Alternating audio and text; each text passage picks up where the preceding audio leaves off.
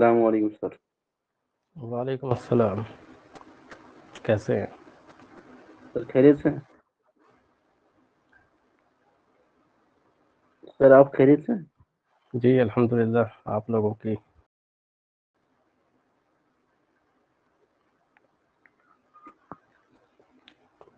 तो आज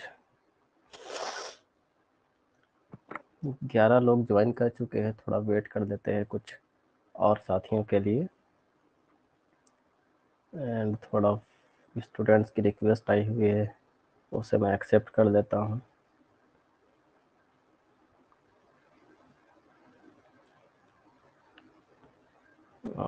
शाइस्ता नाजिर।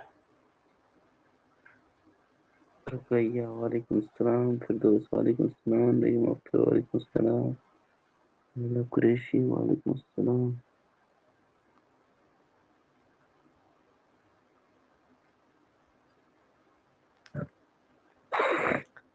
तो मेरे ख्याल से 7:05 हो चुके हैं और हम लोग शुरू कर सकते हैं। We are going to discuss around 20 questions in detail, not just what is the correct answer, but why is that the correct answer, and going through all the options we have in the options, है ना? Sorry, going through all the option in details.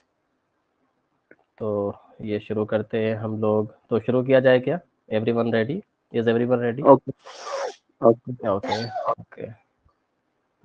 Ruqaiya, Firdaus, Bhat, MD Bhatti, कामा, नईमा, नईमा अख्तर, राहिला कुरैशी, तनुजा अख्तर बानो, राहिला कुरैशी, वालेकुम अस्सलाम, Saima, Rashid, Yasir, Ruqaiya, Yasir. Okay, तो फिर शुरू करते हैं। और ये रहा 5 करोड़ का सवाल। नहीं, 5 करोड़ से कैसे शुरू होगा? ये कैसे शुरू होता है? वो अमिताभ बच्चन का कितने से शुरू होता है? 2 लाख के सवाल से, 2 लाख से। कौन बनेगा करोड़पति? ये रहा आपकी स्क्रीन पे। वालेकुम अस्सलाम Noori. So far 15 people have joined. Oh, that's good. Ruqaiya join कर चुकी हैं 10 करोड़ 10,000 के लिए। 10,000 के लिए।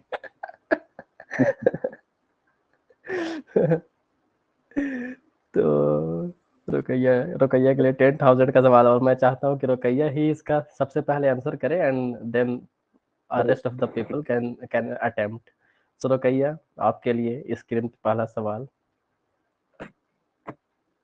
सर अभी तो स्टार्टिंग है, 0 0 से चलेगा। अरे नहीं नहीं नहीं नहीं, रुकैया ये डर गई। 10,000।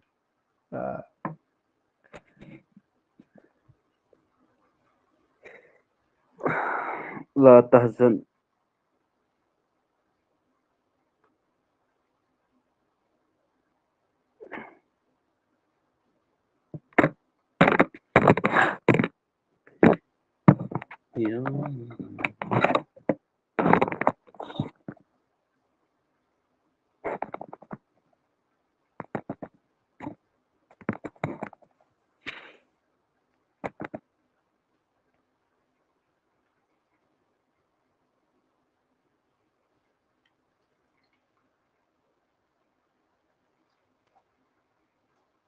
सर हाँ हाँ स्क्रीन शेयर नहीं हो रही है अभी। हाँ, बस बस मैं कर रहा हूँ इसे। ये इसकी हालत बहुत ख़राब हो गई, खस्ता हालत हो गई है इसकी। सर कौन बनेगा करोड़पति में ऐसी हालत नहीं होनी चाहिए सर। जबकि मेरे सिस्टम का जो कॉन्फ़िगरेशन है ना, वो अच्छा है। मतलब ये i3 है। Those coming from technical background would know better कि i3 है, 11th जनरेशन है, 8 GB रैम है। इसके बावजूद ये कभी कभी मतलब टीचमेंट बहुत स्लो चलने लगता है। तो ये ओके। तो बताएं, मैं चैट बॉक्स पे नहीं पढ़ पाऊंगा आप लोगों के जवाबात, क्योंकि मैंने अपनी स्क्रीन को शेयर किया और ये पीपीटी है। तो आप लोग अनम्यूट करके ही बताना। तो रुकैया, आप अनम्यूट करके बताएं। Black board can be included in which group category of teaching ads? मैंने टीचिंग एड्स के बारे में पहले पढ़ा था। Audio yes sir. विजुअल है ना, ऑडियो फिर विजुअल, यस तीन सर। तरह के तो होते हैं। तो बताएं ब्लैक बोर्ड यस। क्या होगा? Black board visual aids. अच्छा, क्यों होगा बताएं। सर ओनली विजुअल, क्योंकि वो हमें दिखेगा, उसमें ऑडियो तो नहीं आएगी इसलिए। ट्रू ट्रू ट्रू, बिल्कुल बिल्कुल। तो आपको इस तरीके से मिलता है 10,000। ये देखते हैं कंप्यूटर साहब सही जवाब दे दिया और ये भी। Thank you sir. ओके, तो अब हम लोग नेक्स्ट क्वेश्चन की तरफ जाते हैं। Which of the following set of statement best describes the nature and objective of teaching? हम लोगों ने अभी तक ऑब्जेक्टिव ऑफ टीचिंग खूब अच्छे से पढ़ा है, तो एक एक ऑप्शन को देखने की कोशिश करते हैं। लेकिन उससे पहले मैं चाहता हूँ कि अच्छा, मैं at the same time mobile भी यूज़ कर सकता हूँ ना, तो मैं चैट बॉक्स भी पढ़ पाऊँगा मेरे ख्याल से। हाँ, तो मैं लेट मी चेक कि मैं आप लोगों के चैट पढ़ सकता हूँ कि ना सेम टाइम पे।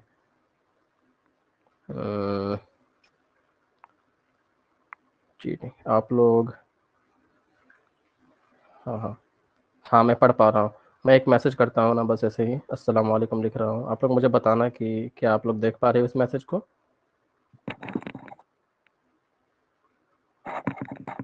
ये अस्सलाम वालेकुम मैंने लिखा, आप लोग देख पाएंगे क्या? नहीं नहीं सर। ना? Okay okay. अच्छा, तो इसके लिए मैं क्या करूँ? सर वो सर नोटिफिकेशन तो आ गई, मैसेज लेकिन तो यहाँ आ रहे पे बट चेट। सर वो चैट बॉक्स में नहीं है मैसेज ये। अच्छा अच्छा अच्छा अच्छा, चैट बॉक्स में आ गई ना मेरी मैसेज जो मैंने अस्सलाम वालेकुम लिखा तो? नहीं नहीं no sir. Sir, chat box में नहीं आ रहे सर, वो ना आप ऐप पे डाल लोगे ना डायरेक्टली मैसेज आ रहे हो। अच्छा अच्छा अच्छा अच्छा अच्छा, ओके। तो मैं ऐसा करता हूँ, मोबाइल से भी ज्वाइन कर लेता हूँ, देखता हूँ क्या होता है। हो सकता है क्या वहाँ ऐसा? से वहाँ से हो जाएगा सर। यस सर, अच्छा, मोबाइल से हो जाएगा ऑफ कोर्स। तो अच्छा मोबाइल, लेकिन मैं यूज़ कर रहा हूँ अपने लैपटॉप को, मतलब आपको स्क्रीन जो शेयर कर रहा हूँ मैं, वो अपने लैपटॉप की कर रहा उस हूँ, पे और इसे मैंने ठीक है, उससे आप सर मोबाइल को चैट पढ़ने के लिए देख सकते हैं। ना ना, चैट मुझे मोबाइल में पढ़ना है और यहाँ स्क्रीन मुझे आपको लैपटॉप में दिखानी है। हाँ तो बिल्कुल क्या सर, करूँ कर बताइए? सकते हैं आप, सकते हैं। और तो यहाँ मैं पे ज्वाइन कर स्क्रीन दूँ पे मोबाइल से भी? मोबाइल से भी ज्वाइन कर दूँ है ना? जी सर। ठीक है, गो लाइव करता हूँ मोबाइल से, क्या होता है देखता हूँ।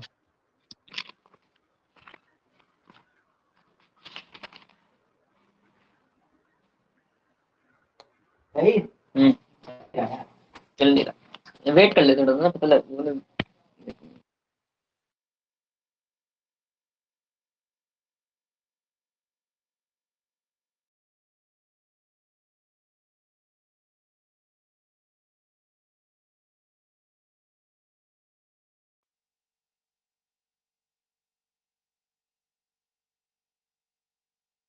ऑटोमेटिकली लैपटॉप से डिस्कनेक्ट हो गया। सो आई ज्वाइन बैक, है ना? तो बहरहाल ये सारे टीचमेंट के मसले हैं। Because of same account, true. I don't have multiple account, right? तो हाँ, बहरहाल चलिए, कोई बात नहीं, आंसर आप लोग देख भी लेंगे तो क्या ही हो जाएगा, लेकिन क्या ही कर सकते हैं। ओके, अब देखिए, मैं चैट बॉक्स नहीं ही पढ़ूंगा, क्या मसला है? आप लोग अनम्यूट करके बोल सकते हैं, 20 लोग तो है ही हैं। तो कोशिश कीजिएगा कि हर कोई को मौका मिले और आप लोग जवाब देने की कोशिश करें। तो teaching and learning are integrally related, यहाँ पे गलत लिखा गया है, right? There is no difference between teaching and training. मैंने आप लोगों को बताया था कि टीचिंग एंड ट्रेनिंग में डिफरेंस है, देयर इज डिफरेंस, बहुत हम लोगों ने डिस्कस किया था, around 15 to 20 minutes. what is the difference between teaching and training, right? So you know that option B can never be correct option, ठीक है?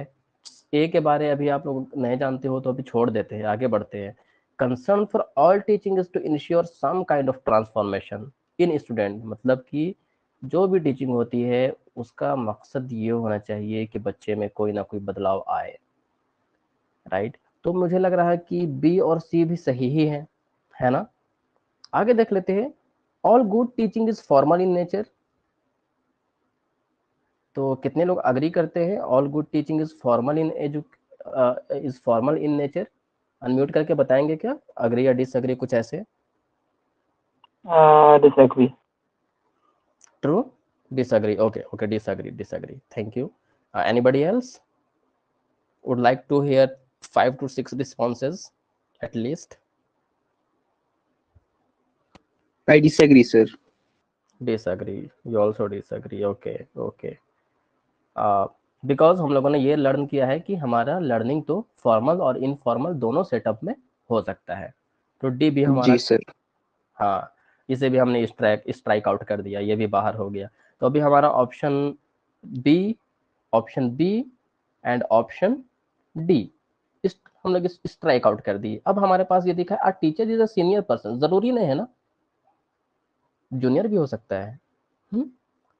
Teaching is a social act whereas learning is a personal act. हम लोगों ने ये पहले ही दिन पढ़ा था कि टीचिंग क्या है, सोशल एक्ट है, और लर्निंग क्या है, पर्सनल एक्ट है। तो बताएं कि सही रिस्पॉन्स क्या हो सकता है इसका, सही option A B C D E F में बताएं कौन कौन से होंगे। अनम्यूट और बताएं। सर मेरे हिसाब से सी। ओके सी, नहीं sir B C F. B C F, okay B, are you sure? B C F, because B is saying that there is no difference between teaching and training. Sir sorry B नहीं है, difference है ये sir. Sir F है There is, और सी। F है, C है। okay, C F. okay, A B and F, A B and F, right? A B and F, but again I am saying A C F, true, A C F, okay, A C F, okay, let's check। हाँ बिल्कुल, तो मेरा guess भी कुछ ऐसा ही है। देखते हैं, या A C F है ना। अब हम लोग देख लिए, तो अब हम लोग टीचिंग के बारे देख लेंगे। क्या है कि टीचिंग एंड लर्निंग जो है इंटीग्रली रिलेटेड है, रिलेटेड यहाँ मिस हो गया है ना। और नो डिफरेंस, तो ये तो गलत है, क्योंकि देयर इज डिफरेंस, अलग है, टीचिंग अलग है, ट्रेनिंग अलग है। टीचिंग क्या है, बहुत ब्रॉडर है, जबकि ट्रेनिंग क्या होता है, टाइम बाउंड होता है और कोई स्किल को सिखाता है, जबकि टीचिंग क्या होता है, एक लाइफ लॉन्ग प्रोसेस हो सकता है ना। सर और नॉलेज आता है इससे, टीचिंग से। हाँ बिल्कुल।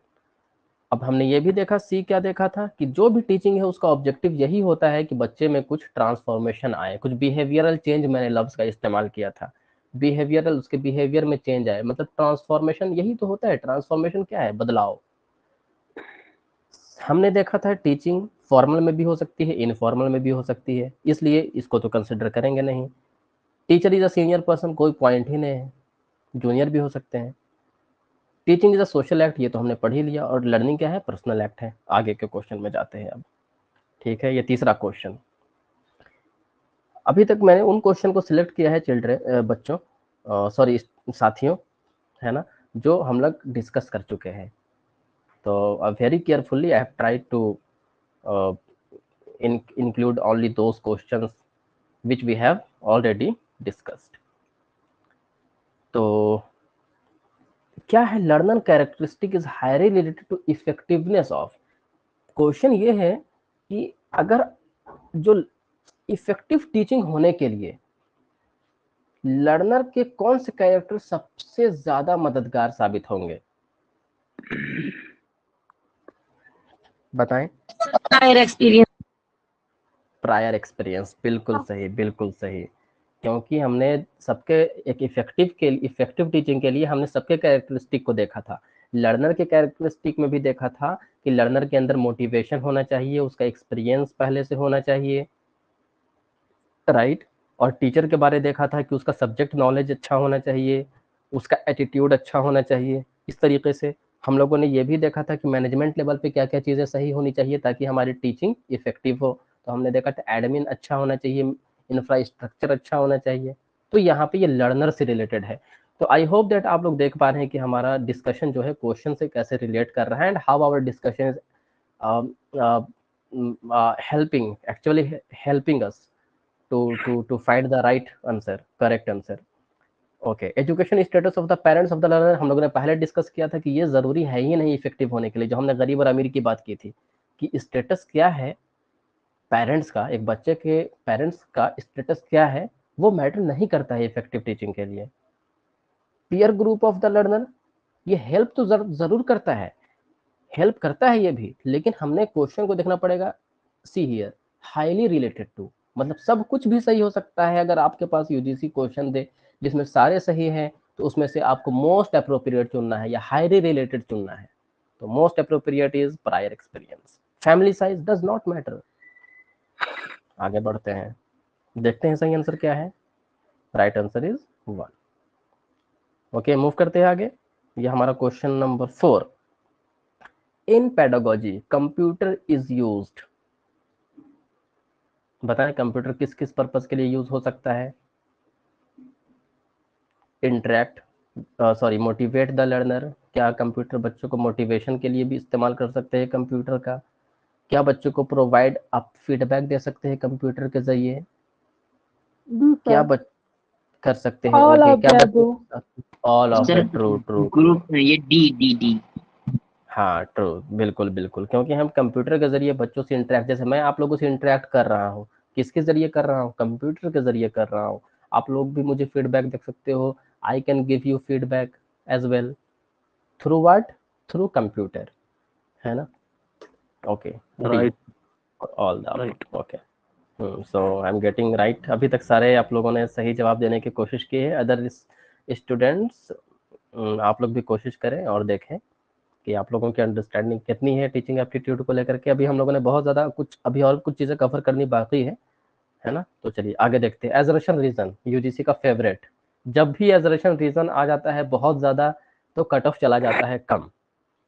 मैंने आपको इसका बता दिया था एक ट्रिक कि जब भी इसको पढ़िएगा, all teaching should aim at ensuring learning, उसके बाद यहाँ पे बिकॉज लगा दीजिएगा, बिकॉज, उसके बाद पढ़िएगा all learning result from teaching. फिर देखिएगा कि दोनों सिंक कर रहा तो ठीक है, नहीं कर रहा तो क्या मसला है, देखना पड़ेगा। और कि तो क्या सभी टीचिंग का मकसद होता है ना इंश्योर करना टू सम लर्निंग, ये ट्रू है, ठीक है।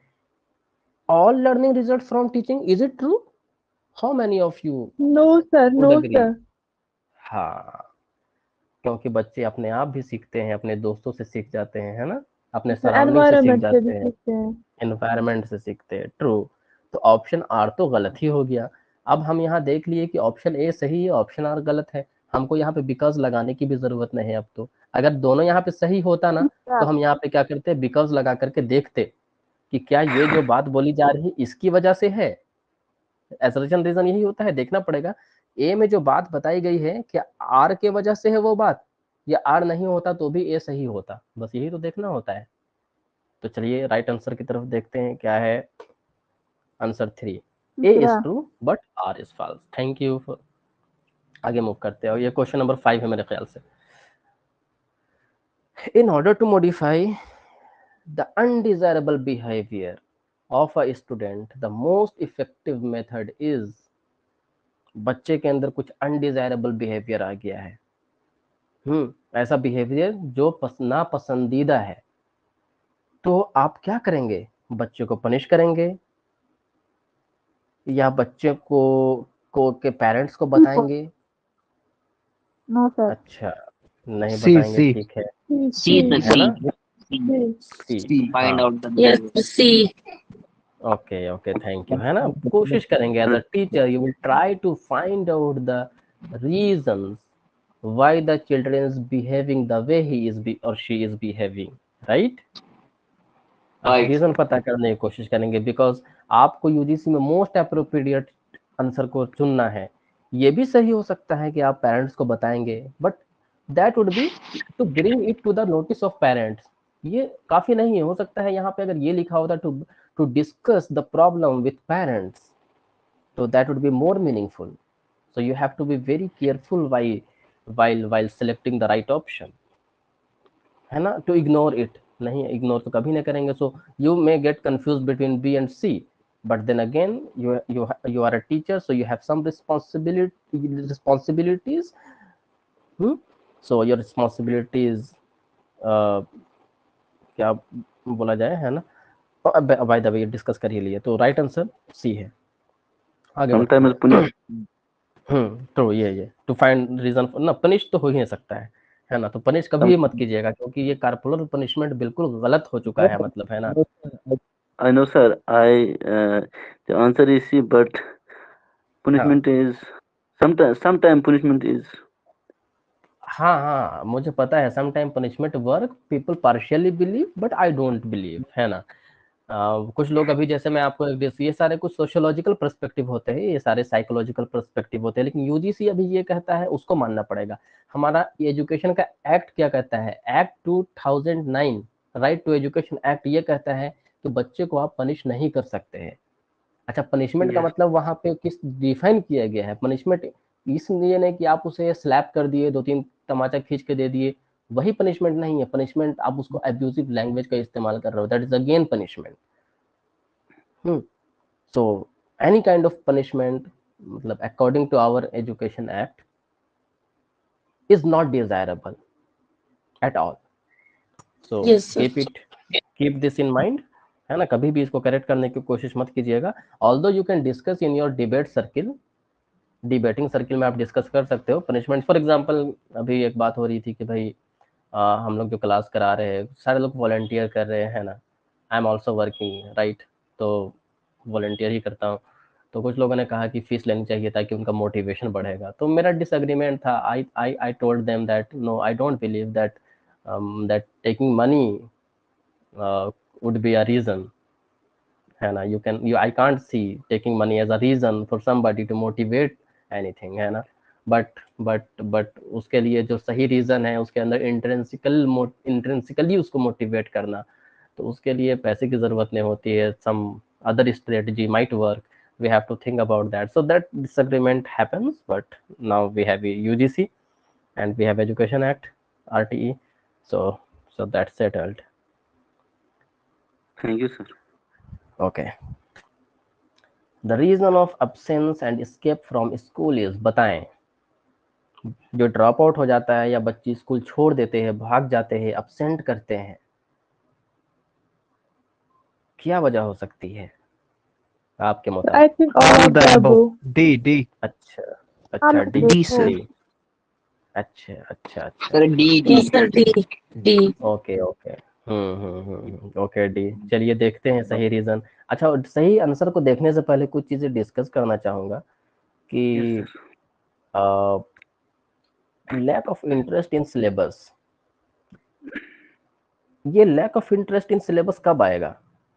जब टीचर पढ़ाएगा नहीं, तभी तो इंटरेस्ट नहीं आएगा। बच्चे को सिलेबस पहले थोड़ी पता होता है, पहले बच्चे को क्या पता होता है, टीचर पता होता है ना। पहले क्या पता होता है, टीचर पता होता है। तो देखते हैं सही आंसर क्या है। सर एक और सर, हाँ बोले। अब आप आंसर आ गया सर, कोई बात नहीं। हाँ ठीक है ना, फिर भी डिस्कस कर सकते हैं हर ऑप्शन को। Sir all of the above को हटा दीजिए आप सर। अच्छा हटा देते हैं, चलिए। और अभी मैं हटा नहीं सकता हूँ क्योंकि ये पीपीटी चल रही है, और मैं जब पीपीटी को हटाऊंगा तो फिर वो पूरा से आप मामला। इस पे ऑल ऑफ द अबव नहीं है, अब इस पे लगा दीजिए। अब कौन सा लगा सकते हैं? अब ऑल किस ऑफ में द लगा अब सकते हैं? हाँ, ट्रू। अब लगा, अब कौन सा हो सकता है? बिल्कुल बता बिल्कुल। सकते हैं तो सर? मेरे ख्याल से इनएफेक्टिव टीचर। Absolutely. Yes, sir. है ना, Yes, सर sir. क्योंकि जब Ineffective teacher. इनएफेक्टिव होगा, है ना, या फिर ये भी पुअर हो मेथड भी हो सकता है। हाँ सर। इफेक्टिव टीचिंग जो है सर, मुझे लगता है कि पुअर मेथड ऑफ टीचिंग, ये लगता है मुझे। ज्यादा और बेहतर हो सकता है, बिल्कुल। इनएफेक्टिव मुझे लगते हैं सर। ये अगर मैं सब सर इसमें अपने अंदर मैं अगर इसमें ऑप्शन रख सकता हूँ तो मैं एक ऑप्शन ये भी रख सकता हूँ, वही मतलब B and C. B and C, हाँ ज्यादा अप्रोप्रिएट है। सो मतलब I am really happy that you guys are मतलब बहुत क्रिटिकली देख पा रहे हो, एंड ऑप्शन को हटाने के बाद एटलीस्ट 4 ऑप्शन की वजह 2 ऑप्शन करके आप लोग रिलेट कर पा रहे हो। तो that's really, I am really happy. So that's good. And motivating for me that whatever I am doing. Thank you sir. Welcome. Okay, so students, you can see that all of the above is right answer, but अगर हम लोग all of the above को हटा देते हैं तो we will have to think about B and C. So A तो कभी नहीं हो सकता है, बी एंड सी, है ना, दोनों चीजों को हम लोगों को सोचना पड़ेगा। ओके, आगे बढ़ते हैं। सर हर बार कसूर टीचर का भी नहीं ना होता, स्टूडेंट भी कुछ होते हैं जो नहीं पढ़ना चाहते। हाँ हाँ, बट होता क्या है ना, मैं जी चूंकि आपका सर। नाम नहीं देख पा रहा हूँ तो मैं नाम लेके नहीं पुकारूंगा, बस रिस्पॉन्स करूंगा। होता ये है कि कोशिश ये होती है ना कि मतलब ऐसा कहा जाता है, अभी जो मॉडर्न फिलोसफी या मॉडर्न पेडागोजी है तो उसमें ज़्यादा से ज़्यादा बच्चे को ध्यान में रखा जाता है, और अगर बच्चा नहीं सीख पा रहा है देन कोशिश ये की जाती है teacher, because teacher is more experienced, है ना, बजाय इसके कि बच्चे के अलग अलग सर्कमस्टांसेस हो सकते हैं। तो हम लोग कोशिश करते हैं, टीचर को बोलते हैं तुम एक बार रीथिंक करो, रिफ्लेक्ट करो अपने टीचिंग मेथड में, try some different method. So focus हमारा टीचर पे होता है ना कि बच्चे पे। पहले अभी हालांकि एक पहले ऐसा होता था कि अगर बच्चे नहीं पढ़ रहे तो बच्चे को ब्लेम कर दो, it is like blaming the victim, you are blaming the victim, मतलब बच्चे को सीखना है, बच्चा नहीं सीख पा रहा है तो बोल रहे हैं अरे तुम अपनी वजह से नहीं सीख पा रहे हो, it is like blaming the victim, right. समझ रहे हो ना, जो विक्टिम है, जो जी मजलूम है सर। उसके ऊपर हाँ यस सर, यस सर। हाँ, वही टीचिंग तो बच्चे एटीट्यूड को में बच्चे को ब्लेम नहीं कर सकते हैं। हाँ, जी क्या कहा आपने? टीचिंग एप्टीट्यूड हम पढ़ रहे हैं तो इसमें मुझे लगता है कि हम स्टूडेंट को ब्लेम नहीं कर सकते हैं। हाँ, नहीं कर सकते हैं, बिल्कुल बिल्कुल, अभी यहाँ तो नहीं कर सकते हैं। बाकी अगर बच्चे का एप्टीट्यूड पढ़ते, अभी उसको भी लेकर के हम लोग सवाल करेंगे, एक सवाल आएगा बच्चे के जी सर, एप्टीट्यूड को लेकर के, है ना, तो वो भी ये बहुत उस इंटरेस्टिंग है। हाँ क्वेश्चन है, होगा वो सर जी। हाँ हाँ हाँ, तो आगे बढ़ते हैं। फिर देखिए एक बच्चा है ना, who is not taking interest in your teaching, तो आप क्या कर सकते हैं? जब जो ट्रेडिशनल मेथड था उसमें तो बोलते थे कि भाई मैं जैसे पढ़ा रहा हूँ वैसे ही पढ़ा रहा हूँ, पेरेंट्स भी ये मानते थे कि जो गुरु जी जो आपके टीचर बोल दिए बस वही सही है ना, खुदा के बाद पेरेंट्स है ना, ऐसे बोला जाता था। तो उस वक्त बच्चे को ही ब्लेम किया जाता था, लेकिन अभी ऐसा है नहीं। तो अब देखिए बच्चा आपकी टीचिंग में इंटरेस्ट नहीं ले रहा तो आप क्या करेंगे बताए? इग्नोर करेंगे उनको? Change the Change the teaching method. Teaching method Change change the करना है। method. D, D. सो मुझे लग रहा है कि सारे लोग ऑप्शन डी के लिए अग्री कर रहे हैं, बिल्कुल सही जी, है ये आप लोगों का बिल्कुल रिस्पॉन्स। अप्रोप्रिएट है।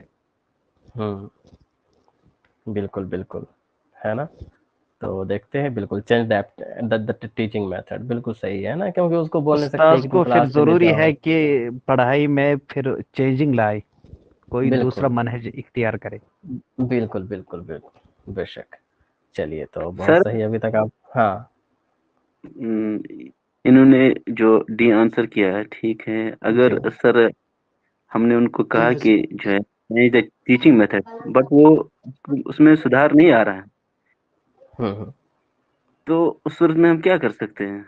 देखिए तो अगर हम इस चीज को वो एक दूसरा क्वेश्चन बनेगा ना, फिर हम क्वेश्चन रखेंगे कि आपके टीचिंग मेथड को बदलने के बावजूद बच्चे में बदलाव नहीं आ रहा, तब क्या करेंगे? That would be different question, next level question, है ना, और वैसा क्वेश्चन अभी तक यूजीसी ने पूछा नहीं है ना। अब क्या आएगा? तो ऑब्वियसली उसमें होता क्या है कि आप टीचिंग, उसमें क्या होता है कि ये देखिए टीचिंग जरूरी है, अभी हम टीचिंग एप्टीट्यूड पढ़ रहे हैं, लेकिन जब एज अ होल प्रोसेस को देखते हैं तो बच्चे को भी इसमें डायग्नोज करते तमाम हैं, चीजें उसकी भी। पाई जाती है सर, ये जो है ना, ये बिल्कुल। डी, इसमें तमाम हम्म, चीजें, तमाम जराए हम इसमें इख्तियार कर सकते हैं। बेशक बेशक, है ना।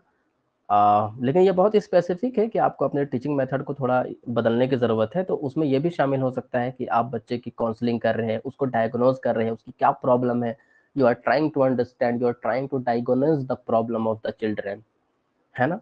So that is again different method of teaching, है ना, डिफरेंट अप्रोच। सो वही आप करेंगे जब बच्चे इंटरेस्ट नहीं ले रहे हैं, तो बच्चे की काउंसलिंग करेंगे, उसके डायग्नोसिस करेंगे, उसके पेरेंट्स से बात कर सकते हो, वो सारी टीचिंग मेथड ही तो है as a whole, not limited to the classroom. So moving to the next question, the use of teaching ads is justified on the ground of। हम टीचिंग एड जो विजुअल बहुत सारे एड्स होते हैं, teaching add मतलब वो चीज़ें जो टीचिंग में हेल्प करती हैं। टीचिंग एड्स बहुत तरह के मैंने कल डिस्कस कर लिए थे। टीचिंग एड क्या है आपके? ब्लैक बोर्ड, व्हाइट बोर्ड, है ना, कंप्यूटर, प्रोजेक्टर, पीपीटी। ये टीचिंग एड है जो मैं PPT right now I am using is a teaching add, है ना। तो ये जस्टिफाइड क्यों है, किस बुनियाद पे है? आप लोग इसका जवाब देने की कोशिश करें, अनम्यूट करें और बताएं, खुद से पढ़ें। A, attracting students' attention in the classroom. अच्छा, ठीक है। ए सर। और ए, अच्छा, और कोई? Optimizing learning outcomes of students. I think that's ये सर could ये be the right answer। फिर भी और आप लोग गेस करें। anybody would like to disagree? C part वाले का शुक्रिया। सोचिए। सी सर, Optimizing का सही मतलब सही सही, सी ही अप्रोप्रिएट है ना, सी एप्रोप्रिएट है, true, C is the right answer. क्योंकि हाँ, क्योंकि टीचिंग का मतलब ही होता है कि आपका लर्निंग आउटकम आपको डिलीवर कर सको, और उसको ज्यादा बेहतर ऑप्टिमाइज करने का मतलब है ज्यादा बेहतर करना, है ना। तो लर्निंग आउटकम ज्यादा बिल्कुल अच्छा हो सके बच्चों के लिए, है ना। अट्रैक्ट करने के लिए तो हम गाना भी गा सकते हैं, डांस भी कर सकते हैं। तो बहरहाल चलिए, राइट आंसर क्या है इसका? क्वेश्चन एक बार दोबारा से सवाल ले समझाएं। ये गलत, ये ऑप्शन गलत हो चुका है, ये ऑप्शन गलत है, और इसका राइट ऑप्शन सी होगा, है ना। इसे आप लोग देख लीजिएगा, ये गलत होगी, मैंने ये गलत बी टाइप किससे कर दिया दिया है। सर? अच्छा ये अच्छा गलत हो गया है, मैं बोल रहा हूँ ये ओके, गलत ओके। हो गया है। सी इज राइट आंसर। किसी ने बोला तो सर एक क्वेश्चन बार को ये रिपीट करने क्वेश्चन को। दोबारा समझाएं। जी सर। मैं समझा देता हूँ, देखिए इसकी फिलॉसफी समझ लीजिए। टीचिंग एड इसलिए इस्तेमाल किया जाता है ताकि बच्चे का लर्निंग आउटकम जो है वो अच्छा हो सके, उसे हम बेहतर कर सके। मतलब कि बेहतर अंदाज में, बेहतर तरीके से आपको मैं जो बताना चाहता हूँ बता सकूँ, यही मकसद होता है टीचिंग एड का। ये देखिए, ऐसे देखिए कि आप एक तरीके से नहीं समझ रहे, आपको मैं वीडियो भी दिखा दिया, आपको मैं ऑडियो भी सुना दिया, आपका जो लर्निंग आउटकम होगा, जो आपका कंसेप्ट होगा उस सब्जेक्ट के ताल्लुक से, वो ज़्यादा बेहतर हो जाएगा, है ना। क्लियर? यही इसलिए टीचिंग एड यूज करते हैं। पहला यही है, उसके बाद अट्रैक्शन और ये सब बाद में काम करता है, ठीक है ना। तो क्लियर, आगे बढ़ते हैं। ये सी होगा, ये बी को मत काउंट कीजिएगा। ओके, थोड़ा लंबा क्वेश्चन है और ये हम डिस्कस कर चुके हैं। मेमोरी लेवल क्या है, अंडरस्टैंडिंग लेवल क्या है, और रिफ्लेक्टिव लेवल क्या है, ये सब प्रीवियस ईयर क्वेश्चन है। तो देखिए मेमोरी लेवल पे क्या हो सकता है। मैंने कुछ आपको यूज किया था, देखिए कुछ कीवर्ड्स थे मेमोरी के लिए, रिकॉलिंग, है ना। याद आ रहा है कुछ? तो खैर आप लोग इसे देखिए और सही जवाब बताने की कोशिश करें। अनम्यूट करेंगे और अपने सही जवाब बोल देंगे। मेरे ख्याल से सी, रिफ्लेक्टिव लेवल। अच्छा, सी इज द राइट मैच, है ना। मतलब ए के साथ 3 हो जाएगा, मेमोरी में रिकॉलिंग, ओके, और अंडरस्टैंडिंग में protects personal interest and attitudinal concern, okay, and C के साथ हो जाएगा 4, enhances scope of seeing the relationship। I think you have to think again। This is not the right answer, but I think C के साथ आएगा encourage critical thinking। जी फिर से बताएं, कौन सा सही जवाब हो सकता है, सही ऑप्शन? देखिए मैं एक बार आपको फिर से बताता हूँ। मेमोरी में हम लोगों ने देखा था कि रिकॉल करना है, खाली फैक्ट्स को याद करना है, इंफॉर्मेशन को याद करना है। तो ये चीज़ तो बिल्कुल तय हो गई कि ये देखिए, अच्छा मुझे मेरा कर्सर आप लोगों को दिखाई दे रहा ना, जो मैं कर्सर ऐसे मूव करता हूँ तो? यस जी सर। सर, जी सर। Okay, thank you. तो ये देखिए मेमोरी लेवल हमारा इसमें आ जाएगा, facilitates recalling and recognising the facts, facts. ठीक है ना। बी तो ए के साथ 3, तो ए के साथ 3 हमारा ए एक ऑप्शन आ सकता है और सी हो सकता है। अभी तो यही 2 ऑप्शन मिल रहे हैं ना, देखिए ए के साथ 3। अब मुझे बी और डी देखने की जरूरत ही नहीं है, because I am sure about this. आप लोगों को यूजीसी में ये स्ट्रेटजी है, you have to be sure, मतलब particular, I am very much sure, pretty much sure about कि मेमोरी तो भाई रिकॉलिंग ही है। This is the keyword, recalling, facts, information, recognise करना, पहचानना, यही तो है। तो ठीक है, अब हम ए और सी में देखते हैं। चलिए, हमें पता है रिफ्लेक्टिव में हम लोग थोड़ा हायर लेवल की टीचिंग होती है, मतलब हम क्रिटिकल थिंकिंग थोड़ा सा बच्चों की थॉट पे ज्यादा ध्यान देते हैं, तो थॉट पे ज्यादा ध्यान देते हो। सी के साथ ए हो जाना चाहिए, राइट? सी के साथ क्या हो जाना चाहिए? ए हो जाना चाहिए। देखिए, critical thinking, yes sir. Reflective और कॉग्निटिव। देखिए, थॉट, कॉग्निटिव मतलब बताया था ना, जो आपके माइंड में है, बता रहे है ना। तो देखिए, तो इसलिए अब बी के साथ आप खुद से मिला ले, बी के साथ क्या हो जाएगा? 4। रिलेशनशिप एंड मीनिंग, मतलब ये तो है, रिलेशनशिप क्या है, मीनिंग क्या है, अंडरस्टैंडिंग लेवल पे, है ना। तो right answer Yes is a. sir. चलिए, पहला पहला जवाब आप लोगों ने गलत दिया। तो बहरहाल ये कीवर्ड याद रखिए, मेमोरी के साथ रिकॉलिंग है और कॉमन सेंस भी यूज करना है। रिफ्लेक्टिव मतलब हायर ऑर्डर। हायर ऑर्डर किस में करेंगे आप? जहाँ पे आपको क्रिएटिव वर्क करना हो, जहाँ पे आपको क्या हो, क्रिएटिव वर्क करना हो, या क्रिटिकल, है ना। बच्चे बहुत जल्दी क्रिटिकल जवाब देते थिंकिंग, हैं। हाँ, क्रिटिकल थिंकिंग, आपको कोई हदीस है ना, उसका इंटरप्रिटेशन करना है, तो क्या याद करके आप करेंगे उसका इंटरप्रिटेशन? उसको एनालाइज करना है, कितनी सही है ना, कितनी गलत है। तो बहरहाल वो आप क्रिटिकल थिंकिंग के जरिए करेंगे। ज़यीफ है, कैसी है हदीस, याद करके तो नहीं करेंगे कि ज़यीफ है, जी जी जी। है ना, क्रिटिकली एनालाइज करना पड़ेगा। आगे बढ़ते हैं, रावी कौन है उसके, वगैरह वगैरह, बहरहाल। तो अब आगे बढ़ते हैं। ये राइट आंसर, अच्छा ये राइट आंसर तो मैं ऑप्शन लिया ही नहीं हूँ, कोई बात नहीं। चलिए, which of the following is an indicator of की बिहेवियर इन इफेक्टिव टीचिंग? देखिए, again effective teaching, effective teaching का क्या बिहेवियर है, आगे देखते हैं। Engagement in learning by students, पहला ऑप्शन। चलिए, इसको मान लेते हैं, कंसिडर करते हैं, आगे देखते हैं कि बच्चे हमारे लर्निंग में इंगेज हो रहे हैं, एक ऑप्शन। इससे बेहतर भी कोई ऑप्शन है क्या, जरा देखते हैं। Use of process and content question during teaching, ठीक है, ये भी एक तरीका हो सकता है कि आप जब पढ़ा रहे हो तो बच्चे से कंटेंट से रिलेटेड क्वेश्चन भी पूछ रहे हैं, ठीक है, ये भी चलिए कंसिडर कर लेते हैं। इससे भी अच्छा कोई ऑप्शन है क्या, आगे देखते हैं। Teacher affect in developing teacher learning relationship, teacher जो है वो टीचर लर्नर के बीच, मतलब बच्चे और टीचर के बीच एक अच्छा रिलेशनशिप इस्टेब्लिश कर रहे हैं, डेवलप कर रहे हैं। चलिए, इससे भी अच्छा ऑप्शन कुछ हो सकता है क्या, अभी तक तो सब ठीक ठाक लग रहा। Using student ideas and contribution, D. D होगा, है ना। कितने लोग अग्री करते हैं? सर मैं कर रहा हूँ। आप कर रहे हैं एक, और कोई? यस राहिला सर। कुरैशी। मुझे अच्छा, लग रहा है राहिला सर कुरैशी। सी। अच्छा, सी, ठीक है, एक अच्छा रिलेशनशिप बिल्डिंग में आप यकीन रखते हैं, ठीक है, अच्छी बात है। ओके ओके, बट स्टूडेंट्स यहाँ राइट आंसर जो है वो डी होगा, क्योंकि जो बच्चे का हम लोग इफेक्टिव के लिए बोले थे, बच्चे का प्रायर एक्सपीरियंस याद है आप लोगों को, PRIOR, प्रायर मतलब पहले के जो एक्सपीरियंस थे उसको यूज करेंगे, सबसे अच्छा हम लोग के पास वही तरीका हो सकता है।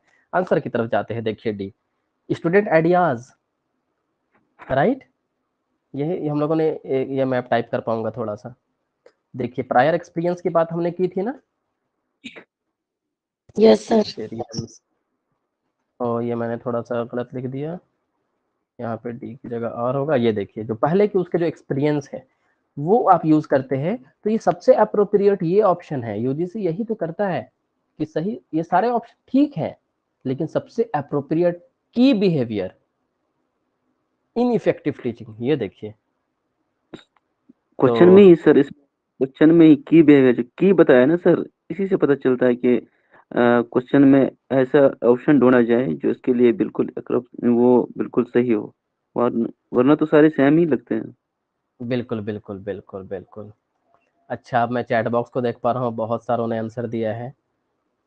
ओके, अब अगली बार से जब प्रीवियस ईयर क्वेश्चन डिस्कस करेंगे ना, तो उसमें क्वेश्चन नंबर भी लिख लूंगा, ठीक है ना। उसके साथ आप लोग जैसे आंसर दोगे तो 1B 2B, है ना, तो आप मुझे पता चलेगा ये BCD किस क्वेश्चन नंबर के लिए है। सो नेक्स्ट टाइम हम लोग जब करेंगे तो ऐसा करेंगे। मैं चैट बॉक्स नहीं पढ़ रहा था, चूंकि मैं आपको लोगों को इसके मसला क्या होता है, क्योंकि देखिए एक क्वेश्चन ये देखिए, मैं अगले पीपीटी में जाता हूँ और मैं इसे इस मोड में ना ला करके इस मोड में रखता हूँ, तो देखिए ये आंसर भी आ जाता है साथ साथ, मसला ये है।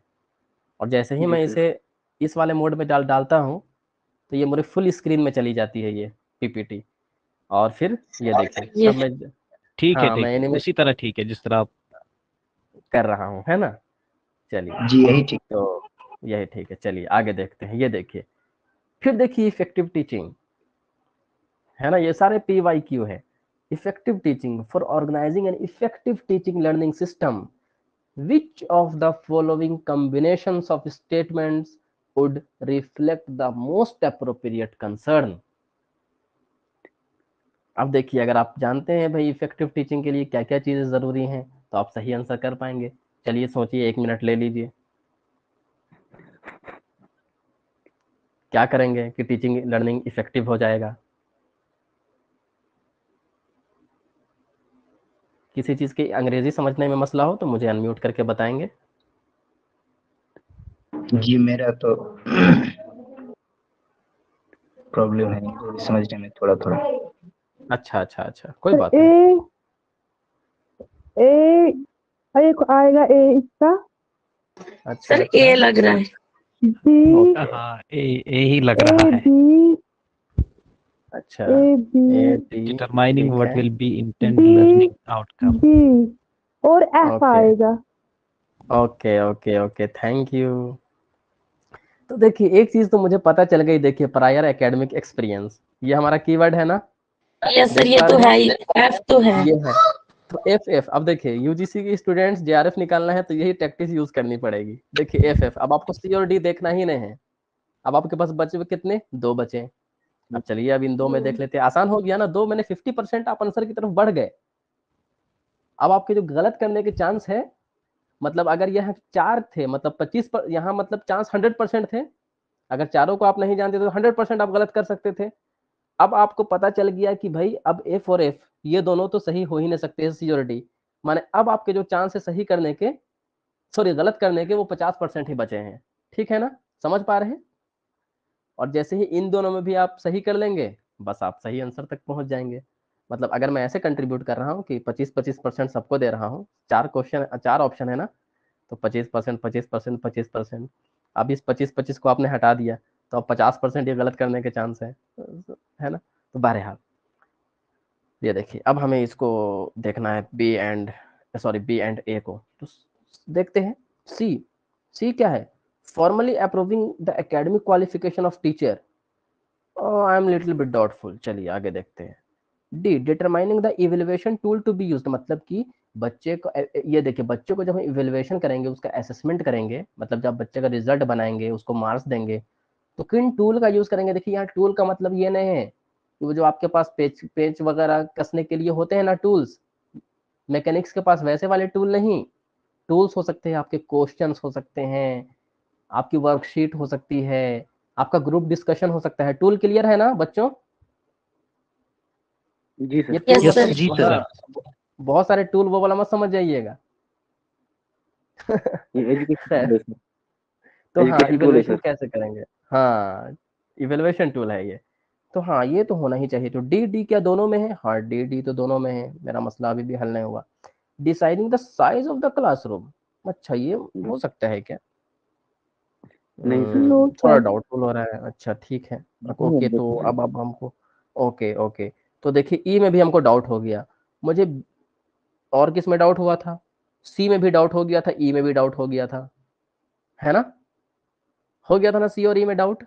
तो मेरे पास, अरे यार ये तो सही आंसर आ गया, पता नहीं यस कैसे सर। टच हो गया यार। जी बहरहाल इसे मत बी। देखिए, आप लोग प्रोसेस समझ गए ना। जी सर। Yes sir. देखिए मैं यस कैसे कर सर। रहा था यस उसे सर। देखिए, हाँ आंसर मत देखिए, वो देखिए मुझे डाउट हो गया था सी पे, मैंने बोला था नहीं नहीं यार सी से मुझे तशफ़ी नहीं हो रही है, तो मैं सी ऑप्शन को छोड़ दिया था। फिर मैं ई ऑप्शन में भी मुझे डाउट होने लगा था कि यार ये क्या ज़रूरी है कि क्लासरूम में सही कितना साइज होगा वो इफेक्टिव टीचिंग को करेगा, वो भी डाउट हो गया। तो खैर, तो हम बी तक पहुंच गए। ए मतलब ये, बी स्ट्रेटजी आप क्या यूज़ करेंगे, और आप जब पढ़ाएंगे तो उसका लर्निंग आउटकम क्या होगा। देखिए कोई भी चैप्टर होते हैं तो उसके पहले उसका लर्निंग आउटकम लिखा होता है। जो भी टीचर वगैरह आप टीचिंग का जॉब करते हैं उनको पता होगा, जब टीचिंग डायरी लिखते हैं तो ऑब्जेक्टिव लिख लेते हैं ना टीचिंग का, कि आज ये पढ़ाएंगे और इसका लर्निंग आउटकम ये होगा।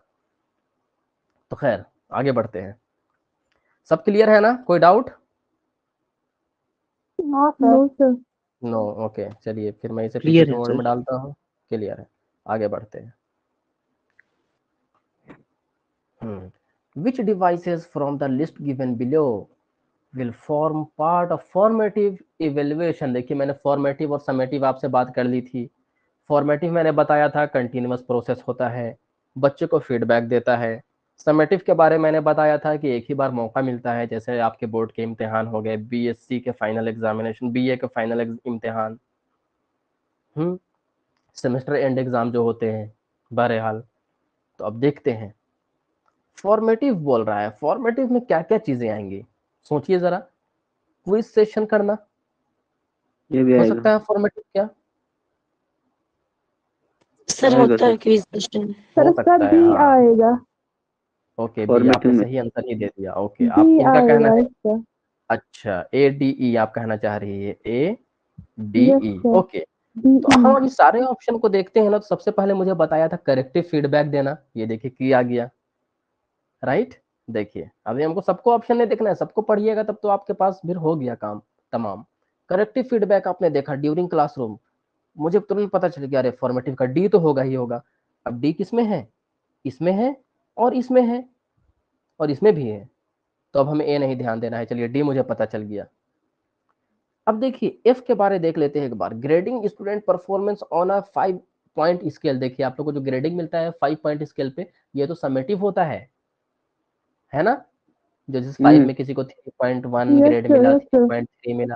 फिर 10 ग्रेड वाले भी होते हैं, कुछ यूनिवर्सिटी में 5 ग्रेड दिए जाते हैं, कुछ यूनिवर्सिटी में 10, मेरी यूनिवर्सिटी में 10 ग्रेड दिए जाते थे, ठीक है।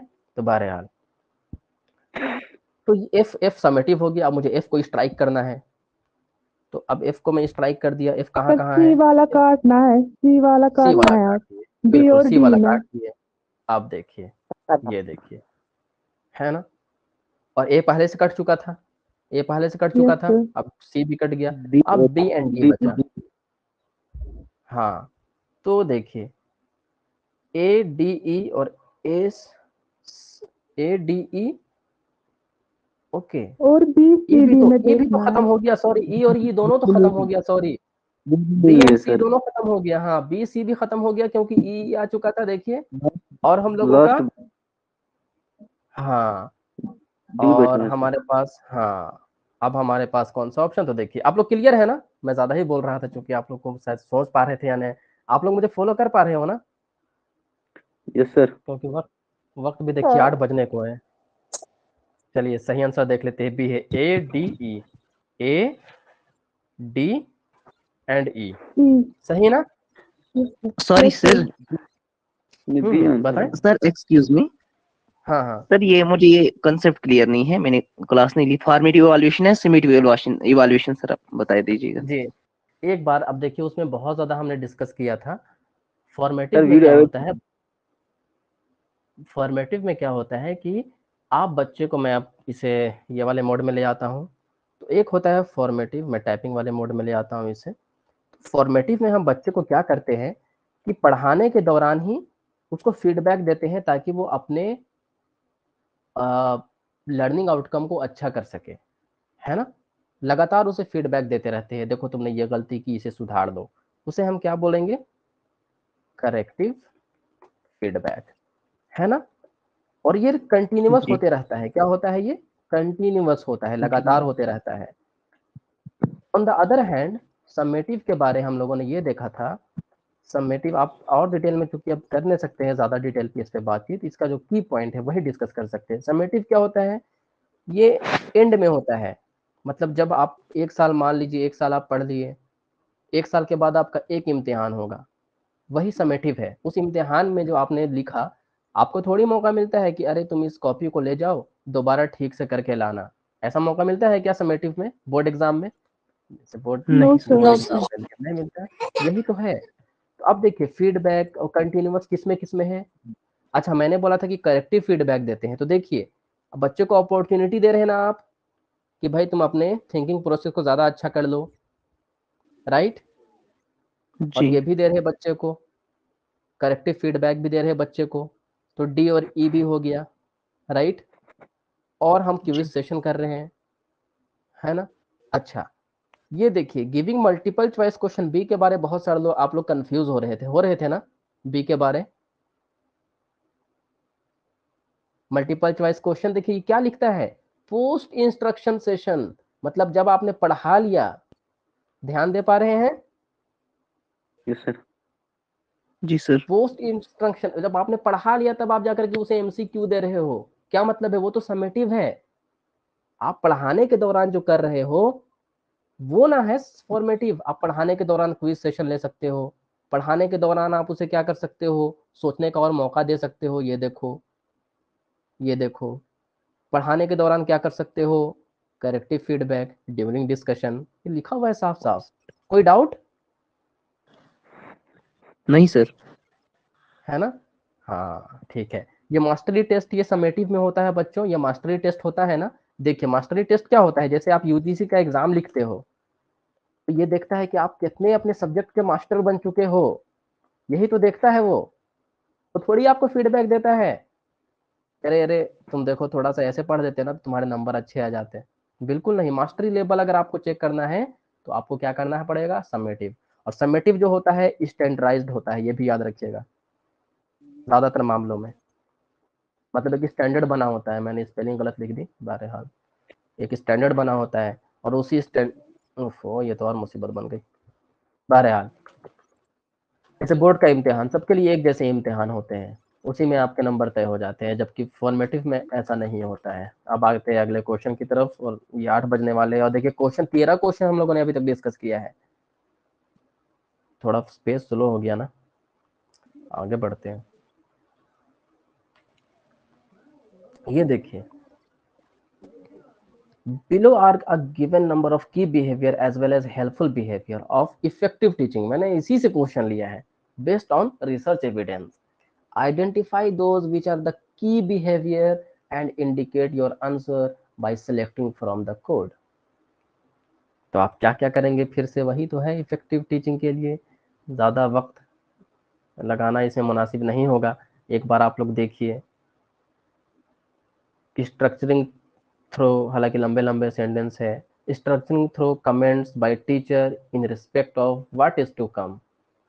इंग्लिश में आप लोगों को दिक्कत होगी तो बताइएगा, अगर मैं सबको एक्सप्लेन करूंगा तो।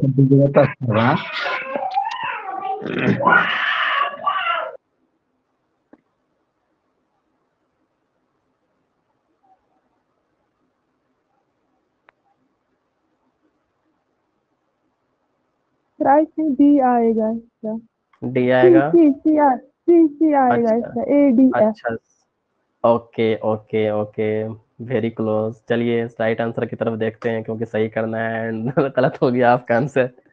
ये देखिए, जी questioning sir. Through content and process level questions, ये आपको करना है ना? आपको ये स्ट्रक्चर नहीं करना है, आपको टीचर को पहले ये स्ट्रक्चरिंग थ्रू कमेंट्स नहीं करना है in respect of what is to come, ये टीचर को नहीं करना है। जबकि ये कर सकते हैं प्रोसेस लेवल क्वेश्चन जो होंगे, जो आप पढ़ा रहे हैं उसी दरमियान जो क्वेश्चनिंग करेंगे, जैसे मैं आप लोगों को पढ़ा रहा हूँ बीच बीच में क्वेश्चन कर रहा हूँ, ये content and process level question है, तो ये हमारी इफेक्टिव टीचिंग के लिए ठीक है। और क्या है, और क्या ठीक है? सी देखते हैं, लेसन क्लैरिटी, मतलब मुझे पता होना चाहिए मुझे क्या पढ़ाना है, तो सी तो होगा ही होगा, है ना? और आपने कौन सा बोला था? सी। ये बोला था ना आपने? सर मैंने सी बोला था, ए डी सी एफ। बोला था, ओके ओके हाँ। अच्छा डी को देख लेते हैं, देखिए प्रोबिंग विच इम्प्लाइज, तो डी तो सही होगा, statement to encourage student, student को हम इनकरेज करेंगे ही करेंगे, बिल्कुल इनकरेज करेंगे कि एलाबोरेट करो, एलाबोरेट करो मतलब और थोड़ा बतलाओ, तो हम उसको मौका देंगे, we will give you opportunity and encourage students to elaborate, है ना? लेकिन देखते हैं एफ में थोड़ा कंफ्यूजन हो सकता है, rate at which student understand and correctly comprehend assignment and exercise. ये देखिए, ये इफेक्टिव टीचिंग के लिए कोई ज़रूरी चीज़ नहीं, कोई एविडेंस नहीं है ये कि कितनी जल्दी जल्दी बच्चा सीख रहा है और कितनी जल्दी जल्दी असाइनमेंट कर रहा है। ये चीज़ हमें इफेक्टिव टीचिंग के लिए कोई बहुत हेल्पफुल चीज़ें नहीं है, क्योंकि हो सकती है, लेकिन हमें मोस्ट अप्रोप्रिएट देखना है। की behaviour again you can see here। तो moving to the next question. मेरे ख्याल से 8 बजने वाले हैं और बज चुके हैं। सर ये लीजिए, हो गई कल हो गया आज नमाज का। तो आज कितने क्वेश्चन हम लोगों ने कर लिया। देखिए 14 इफेक्टिव टीचिंग को आप देखिए, हिंड्रेंस का मतलब क्या होता है? बुरा असर डालना, रोकना। तो रोकने वाले कौन कौन से रुकावट। फैक्टर है इफेक्टिव टीचिंग में? हाँ, रुकावट के लिए। तो देखिए टीचर सेल्फ इफिकेसी, ये तो नहीं हो सकता है भाई, इसमें हमको नेगेटिव चीजें आपको देखनी है। हिंड्रेंस टीचर सब्जेक्ट नॉलेज, तो ये कोई हिंड्रेंस की चीज तो है नहीं। Low ability and willingness level of teacher, ये देखिए लो एबिलिटी एंड हाँ सर विलिंगनेस, बी आएगा, ये तो बी होगा। B C D F. अच्छा हाँ, लैक ऑफ प्लानिंग, बिल्कुल ये भी नेगेटिव चीज हो गई। टीचर्स मास्टरी ऑफ लिंग, नहीं मास्टरी है तब तो अच्छी बात है। इन अप्रोप्रिएट बॉडी लैंग्वेज, तो बिल्कुल सही। अरे आप लोग तो कमाल कर दिए आज। CDF। तो चलिए अब वक्त हो चुका, 16 क्वेश्चन ही हम लोग कर पाए। तो मेरे पास क्वेश्चन कितने थे दिखा देता हूँ आप लोग को। सर 1 15 ही 2, रखे हैं, अगर जब भी जाएंगे ना। हाँ मैंने 21 क्वेश्चन बना के लाए थे आज। ठीक है, नो सर 15 अच्छे से फिर हो जाएंगे, या फिर चलिए ठीक है। 12-13। हाँ ठीक है ना, तो इसे मिनिमाइज कर देता हूँ मैं और स्टॉप शेयरिंग। तो कैसा बरसा रहा आज भाई का क्लास, बताएं तो फीडबैक दें मुझे। अब मैं आप लोगों के मैसेज पढ़ पाऊंगा।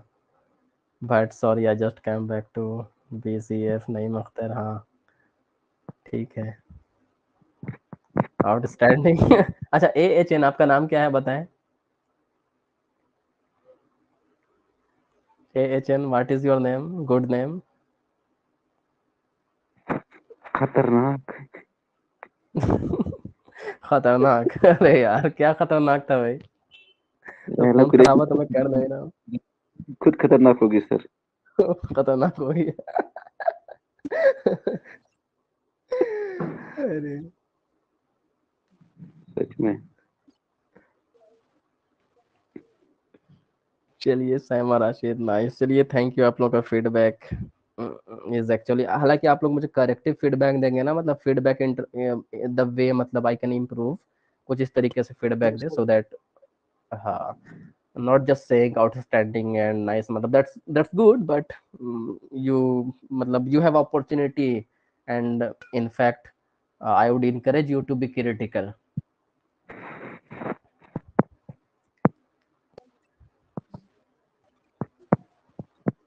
Thank you, sir. चलिए फिर, I was late. Okay, welcome welcome Ragib, Ruqaiya, thanks sir, okay welcome welcome, Ruqaiya, अल्हम्दुलिल्लाह, आरिफ हुसैन साहब, जज़ाकल्लाह।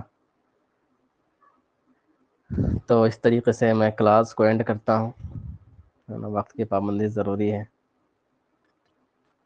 और आप लोग मुझसे इंडिविजुअली अगर कनेक्ट होना चाहते हो तो मैंने आप लोगों का नंबर मैंने दिया था, आप लोग मुझे टेलीग्राम कर सकते हो, नॉट व्हाट्सअप बट टेलीग्राम, है ना। तो आप लोग कुछ इंडिविजुअल क्वेश्चन डिस्कस करना चाहते हो सकता है मैं भी आप लोगों से, क्योंकि मेरा पर्पज़ ये भी है कि आप लोगों से भी सीखूं। यू आर स्टूडेंट, और स्टूडेंट हम लोग इस टीचर्स के लिए सबसे अच्छा रिसोर्स होता है स्टूडेंट, सीखने के लिए, है ना। तो मेरा फ़ोन सर नंबर, सर अभी चैट बॉक्स में आप अपना नंबर लिख लीजिएगा, थोड़ा डाल दीजिएगा। हाँ हाँ हाँ, डाल देता हूँ मैं अपना नंबर, है ना। और बहुत ज़्यादा स्प्रेड मत कर दीजिएगा मेरा नंबर कि मैं परेशान हो जाऊँ, है ना, वो ज़रूरत हो तो ठीक करें, है ना। पता चला किसी को मुझसे गुस्सा वस्सा आ गया, वो ट्रेन व्रेन में मेरा नंबर लिख दिया, ट्रेन में, बाथरूम में, स्कूल की बिल्डिंग में, है। ऐसा नहीं ना करेंगे आप लोग, कि करेंगे? नहीं सर, यहाँ शरीफ बच्चे हैं ऐसा मत कीजिएगा भाई। सर, यहाँ शरीफ बच्चे हैं, एक ही खतरनाक है। अरे अरे भाई क्या खतरनाक है। सर यार हम भी हमारी क्लास में खतरनाक। एक ही बच्चा खतरनाक है, वो है AHN। हाँ ये चना, तो बिल्कुल बिल्कुल। तो ये अपना टेलीग्राम नंबर आपके पास गया, मैं भी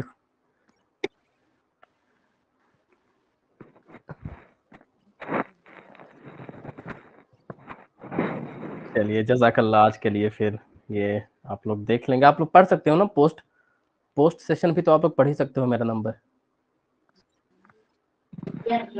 जी देख जी। सकते हो। हाँ चलिए फिर मैं एंड करता हूँ। अस्सलाम वालेकुम। वालेकुम वालेकुम सलाम वरहमतुल्लाह।